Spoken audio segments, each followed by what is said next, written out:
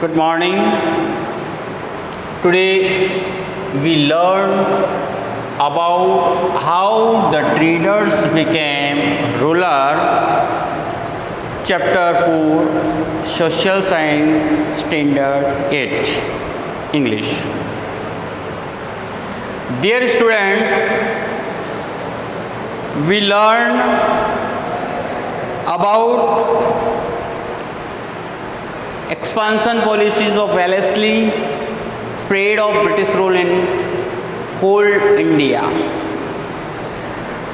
Our chapter start with the story of two cats and monkey. For the expansion, Britishers play divide and rule policy. आपस में झगड़ा करके policy जो खेली अंग्रेजों ने, और उस पॉलिसी के माध्यम से उन्होंने पूरे भारत के ऊपर अपना एम्पायर को एक्सपांड किया, हमारे पे राज किया. तो इन अवर चैप्टर अगर हम लोग यहाँ बात करें तो यहाँ पे टू स्टूडेंट्स हैं, जय एंड मिताली. दे बोथ, ये दोनों क्या कर रहे हैं? They both are in library. In the library they all other students, with all the other students, they were reading some stories. कई अलग अलग स्टूडेंट जो थे, बहुत सारे स्टूडेंट थे, उनमें से कहानियाँ पढ़ी जा रही थी. जय एंड मिताली ने एक स्टोरी पढ़ी और that was the two cats and monkey.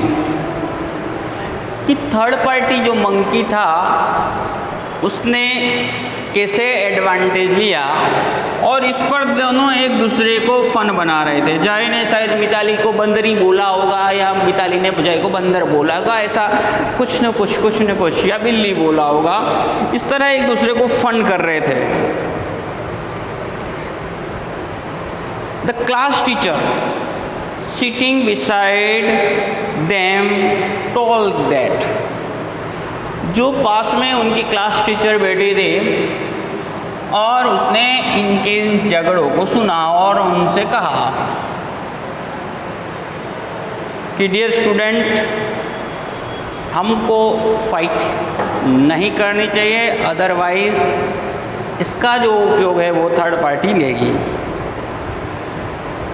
The class teacher sitting beside them told that children, this is also policy. ये एक पॉलिसी है. The third party takes the advantage of quarrel of between two. कि दो के झगड़ों में तीसरा व्यक्ति बेनिफिट लेता है. और how britisher took this advantage, Bharat के अंदर अपने एक्सपांसन के लिए किस तरीके से इस पॉलिसी को उन्होंने प्ले किया.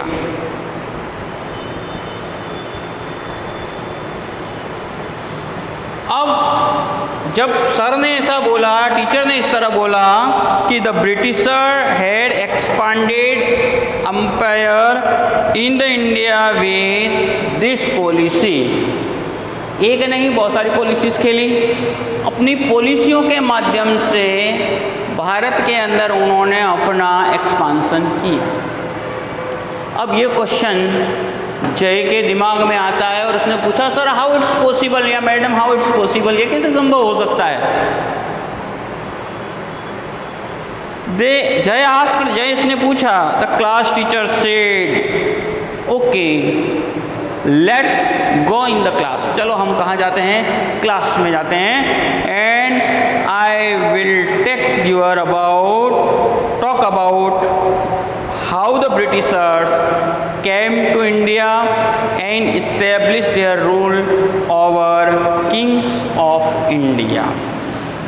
वो भारत में कैसे आए और उन्होंने कैसे उनका रूल को एक्सपांड किया, अब चलिए हम क्लास में जा कर के इसके ऊपर डिस्कस करते हैं। हमने फर्स्ट चैप्टर के अंदर अगर आपको ध्यान में हो तो बात पढ़ी थी जिसमें बैटल ऑफ प्लेसी के बारे में पढ़ा था, battle of Buxar. We have studied about the battle of Plassey and battle of Buxar, how the British won battle of Plassey even against Sirajuddaulah. Sirajuddaulah के सामने ब्रिटिश कैसे विजयी हुए, तो उन्होंने वहाँ पे भी एक पॉलिसीज खेली थी और वो थी कॉन्स्पायरेसी, उन्होंने ट्रीचरी खेली थी और इस कॉन्स्पायरेसी के तहत वो जीत गए। एक ट्रीट है ना, लालच, और लालच में आकर के एक भारतीय ने दूसरे भारतीय को, मीर जाफर उस chief commander, supported the British. कौन सी लालच से कि उसको वो नवाब बनाएंगे, और उस नवाब के बनने के चक्कर में उसने अपने ही किंग, अपने ही नवाब को धोखा दिया था। हमने बैटल ऑफ प्लेसी में पढ़ा था। ब्रिटिश ने कैसा किया, उसे हटाया वापस, फिर मीर कासिम को बनाया। मीर कासिम मोर एम्बिशियस था, और फिर बैटल ऑफ बक्सर हुआ। देन आफ्टर 3 एलाइड आर्मी को भी ब्रिटिश ने हरा दिया। They played many other policies to expand. अब उन्होंने क्या किया, जहाँ जहाँ जैसी जैसी परिस्थितियाँ थी, according to that they played the policy, उसके अकॉर्डिंग उन्होंने अपनी पॉलिसीज़ खेली। अब उसमें divide and rule policy important part है कि उन्होंने एक दूसरे को झगड़ा करवा करके, फिर किसी के साथ उन्होंने फ्रेंडशिप की भी की, है ना। आगे आपके एक्सप्लेनेशन में आएगा पंजाब के किंग रणजीत सिंह से फ्रेंडशिप की। अब उन्होंने देखा कि अगर उनसे कोई जीत नहीं सकता, if they are the parallel in power, अगर वो पावर में होते थे तो इस पावर में उन्होंने उनके साथ फ्रेंडशिप की और बाद में जाके गद्दारी की। फ्रेंडशिप करके उनको कमज़ोर बनाए, किसी को भयभीत करके, डरा के, एक दूसरे का डर, और इसके पीछे हमें रिस्पॉन्सिबल थे। निजाम को, मराठा को निजाम के प्रति, एक पावर को दूसरे पावर के प्रति उन्होंने। So here this way different policies played by Britishers. Britishers के द्वारा तरह तरह की पॉलिसीज खेली गई, और उन पॉलिसी के जाल में, नेट में हमारे जो रजवाड़े थे या किंग्स थे, नवाब थे, धीरे धीरे करके फंसते गए, और British became supremo in all over country. Let's start our chapter. By the end of 18th century, 18वीं शताब्दी के अंत तक British had started emerge as a strong power on India political horizon. अब देखो, भारत में ब्रिटिश लोगों ने अपने पावर को स्टार्ट कर दिया, इमर्ज करना शुरू कर दिया था, पावर बढ़ाना शुरू कर दिया था, और लगभग 18th सेंचुरी में पॉलिटिकल हॉरिजन, है ना। पहले आपको स्पष्ट कर दें कि दे केम फॉर ट्रेड हियर, वो हमारे यहाँ ट्रेड के लिए आए थे ओनली, लेकिन यहाँ की कंडीशंस को, सर्कमस्टेंसेस को देख करके उन्होंने रूल करना भी शुरू कर दिया, अपना एक्सपांसन करना कर दिया। Initially, they took the power of trade in Indian states. They came only for trade, है ना। जैसे मैंने अभी आपको बताया कि वो हमारे देश के अंदर अपनी प्रॉस्पेरिटीज़ को बढ़ाने के लिए, ट्रेड के लिए इंडिया में आए थे। बट हमारे यहाँ के राजा नवाब आपस में लड़ते थे, झगड़ते थे, और इस परिस्थिति का बेनिफिट ब्रिटिश ने लिया।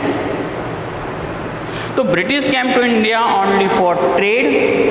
Initially, they took the powers to the trade in Indian state. Then they became the ruler in entire nation. पहले तो उन्होंने यहाँ आकर के ट्रेड का पावर, व्यापार करने के लिए उन्होंने पावर लिया। लेकिन धीरे धीरे वो हमारे पॉलिटिक्स के अंदर शामिल हुए और they became the rulers in entire India. तो क्लास टीचर में बाकी के और स्टूडेंट जय सहित और स्टूडेंट को समझा रहे हैं कि ब्रिटिश लोगों ने अलग अलग तरह की पॉलिसीज़ की। उन्होंने देखा जिससे जीता नहीं जाता है उससे फ्रेंडशिप कर ली, जिससे जीता जाता था उससे जीत लिया, और जिसको किसी से दूसरे के भय को दिखा करके। नाउ सबसे first we are going to discuss about the Wellesley. इस इंडिया के अंदर बैटल ऑफ बक्सर के बाद, बैटल ऑफ बक्सर 1764 में अकर्ड हुआ। आफ्टर दिस यहाँ पे जो जीते थे हु वॉन, तो ब्रिटिश वॉन दिस बैटल। और इसके बाद में इनकी विजय के पश्चात they got the rights of दीवानी rights. It means collection of revenue. किसका अधिकार ले लिया? कलेक्ट रेवेन्यू टैक्स लेने का अधिकार ले लिया। बंगाल, बिहार एंड उड़ीसा जैसे बड़े स्टेट्स के अंदर। नाउ देयर ग्रेड इंक्रीज, और उनकी ग्रेड इंक्रीज होती गई, और they thought to started play the different type of the policy, अलग अलग तरह की पॉलिसीज जिससे उनको बेनिफिट हुआ। तो सबसे पहले उन्होंने 1772 के अंदर, है ना, फर्स्ट डे 1772 के अंदर उन्होंने regulating act part, they made the act of regulating act in 1772, regulating act। अब इस एक्ट के अकॉर्डिंग क्या था कि जो बंगाल का नवाब था he became the governor general. अब ये गवर्नर जनरल क्यों बनाया गया कि टोटल जो activities were under control of one person, centralise planning कर दी। एक व्यक्ति ही पूरी प्लानिंग को प्रिपेयर करेगा। उसकी काउंसिल्स के अंदर मुंबई और मद्रास के गवर्नर को रखा गया, जिससे वन काइंड ऑफ एक प्रकार की पॉलिसी पूरे भारत में चले। दैट वॉज द टारगेट, और ये टारगेट बना करके चला है। Due to this condition directly under control में रहा। अब उसके बाद में Warren Hasting became the first governor general. Warren Hasting भारत का पहला फर्स्ट गवर्नर जनरल बनाया ब्रिटिश ईस्ट इंडिया कंपनी का। फिर इसके बाद कॉर्नवालिस आए, उन्होंने कॉर्नवालिस और sir John Shore. Before Wellesley 3 governor general आए, जिसमें पहले आपको बात की हमने वॉरेन हेस्टिंग, फिर कॉर्नवालिस और इसके बाद में सर जॉन शो। अब इन तीनों ने अपने अपने तरीके से पॉलिसीज प्ले की। They played the policies according to their own way. अब ऐसे जो पॉलिसीज की और उन्होंने expanded some part of India के कई भागों में उनका एक्सपांसन कर दिया था। बट लास्ट में जो सर जॉन शो थे उन्होंने कुछ ऐसी रिजिड पॉलिसीज की वजह से डिफेम कर दिया, और मराठा बिकेम पावरफुल।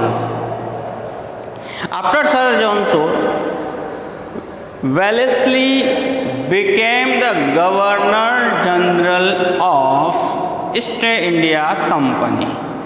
अब वेलेस्ली भारत के अंदर क्या बन गए? Governor general. अब उन्होंने जो पॉलिसीज़ खेली वो एक बहुत ही ज़बरदस्त पॉलिसीज़ खेली।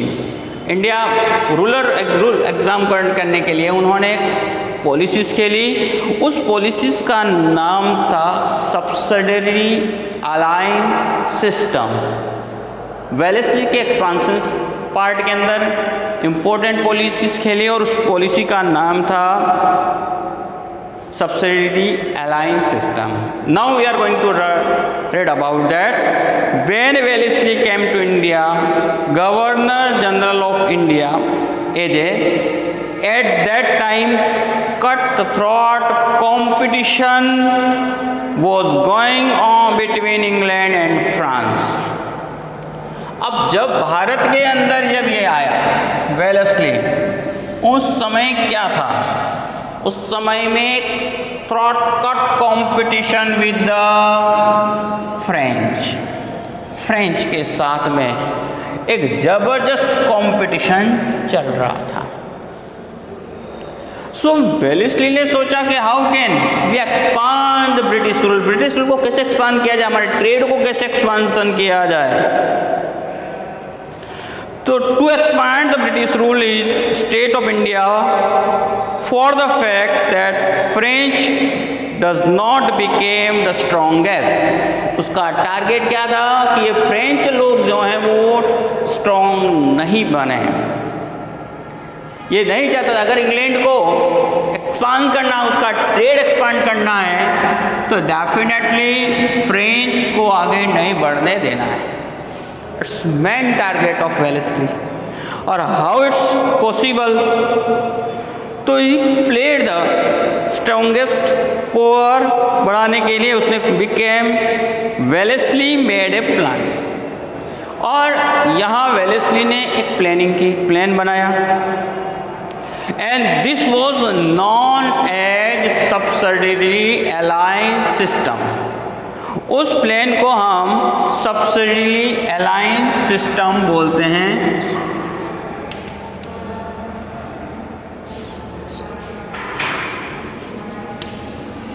Alliance system. अब उस सिस्टम को सब्सिडरी अलायंस सिस्टम कहा जाता है। अकॉर्डिंग टू व्हाट, अब उसके अकॉर्डिंग शर्त क्या थी? The state who expect this alliance, अब इस अलायंस को जो एक्सपेक्ट करेंगे, had to keep British army in their state and bear expenses of the army. अब पहली शर्त क्या थी? अब उसने जो प्लानिंग की उसमें ये प्लानिंग थी कि जो भी इस अलायंस को, इस ट्रीटी को वो एक्सपेक्ट करते हैं, स्वीकार करते हैं, उसके अकॉर्डिंग जो भी राजा, किंग, नवाब इसको एक्सपेक्ट करेंगे, इसको स्वीकार करेंगे ही है, उसको क्या करना होगा कि सबसे पहले उनको आर्मी रखनी होगी,